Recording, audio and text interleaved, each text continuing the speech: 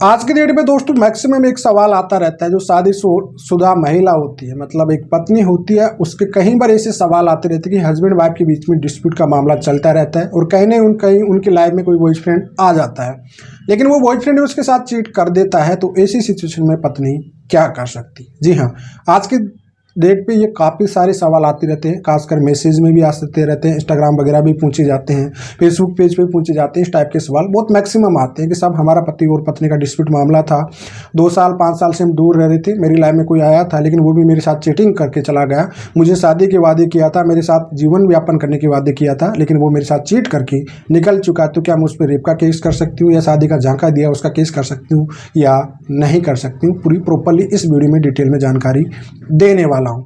तो चलिए दोस्तों, नो टाइम पास नो बकवास, सीधा करते हैं काम की बात। मैं हूँ हंस। सेकंड बात दोस्तों, कमेंट में नंबर ना छोड़े, अगर आप मुझसे ही बात करना चाहते हो, डिस्कशन पूरी डिटेल होती है, अपॉइंटमेंट बुक करके आप बात कर सकते हैं। देखिए दोस्तों, अगर कोई भी शादीशुदा महिला है और उसका डाइवोर्स हुआ नहीं है, फिर भी वह अगर पति और पत्नी दोनों अलग अलग रह रहे हैं, चाहे वो कोई लिव इन में रह रही हो महिला किसी के साथ, या फिर उसका अफेयर चल रहा हो किसी के साथ, या उसको एक झूठी उम्मीद दे रखी हो इसी टाइप से, मतलब कोई भी अफवाह में या किसी भी टाइप से कि साहब मैं तुमसे, पति से आप डाइवोर्स ले लीजिए, या बहला रहा पुछला रहा उसके साथ रिलेशनशिप में रह रहा, ऐसी सिचुएशन में महिला उस पर क्या एक्शन ले सकती है? देखो, महिला के पास तो ऐसा कोई एक्शन लेने का है भी नहीं, क्योंकि वह खुद मैरिड है ऑलरेडी से, और उसने कंसल्ट दिया है कहीं न कहीं से, और अपने जो पार्टनर हस्बैंड को उसने कहीं न कहीं चीट किया है। तो ये मामला बनने का पूरा प्रॉपरली एडल्ट्री टाइप का, ना कि किसी धोखाधड़ी टाइप का नहीं बनने वाला, ये बनेगा एडल्ट्री टाइप का। पहली बात तो ये बात समझ लेना है। इस पे केस कर सकता था पति, अगर पति को इस चीज़ का पता होता तो वो उस पर केस कर सकता है षड्यंत्र के तौर पे कि उस मेरी वाइफ की उसने षड्यंत्र रचा 498 वाला, लेकिन पत्नी उस पर किसी भी टाइप का कोई केस नहीं कर पाएगी। पहली सिचुएशन आपके समझ लेना।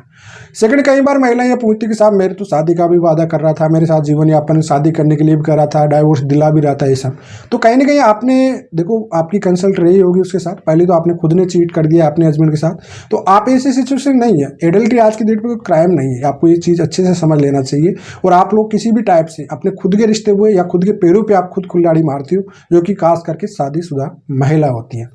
अगर ये चीज़ आप खुद ओपनली आके कहते हो तो आपको पति को अगर इस चीज़ का मालूम पड़ता भी है आगे चल के, तो वो एडल्ट्री राउंड पे डाइवोर्स आपसे दूर हो जाएगा।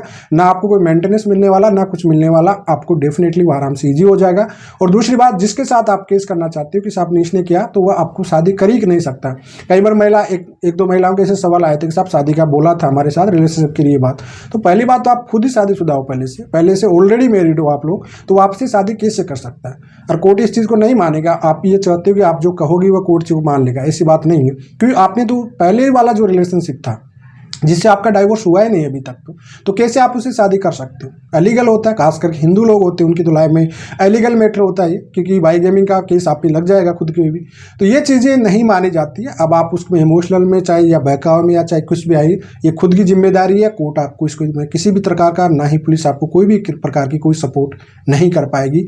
तो खास करके ये स्पेशल करके जिनके मामले कोर्ट कचहरी में चल रहे हैं आज की डेट पे, चाहे वो पति हो चाहे वो पत्नी हो, खास करके उन पत्नियों के मामले जिनकी लाइफ में डिस्प्यूट चलता रहता है हस्बैंड से, और उसकी लाइफ में किसी और का थर्ड पर्सन आ जाना, और वो थर्ड पर्सन भी उनके साथ चीट कर जाता है, और ये मामले सबसे ज़्यादा आ रहे हैं आज के डेट पे। तो इस वजह सोच समझ के आपको कदम उठाइए कि थर्ड पर्सन जो भी आ रहा है उसके खिलाफ आप कोई एक्शन नहीं ले पाओगे, क्योंकि एडल्ट्री का मामला पूरी तरह से क्राइम मुक्त हो चुका है। अब ये आपका रिस्क है, आपका खुद का रिस्क है। अब आप इसके चक्कर में आपके खुद का भी घर बिगाड़ लेते हो, और ना उसके साथ आपकी पूरी ज़िंदगी फ्यूचर भी सेट नहीं हो पाता है। इस वजह से जो भी डिसीजन लेना है आपकी खुद की रिस्क पे लीजिए, कोर्ट के भरोसे या पुलिस के भरोसे आप ऐसा कोई डिसीजन मत लीजिए।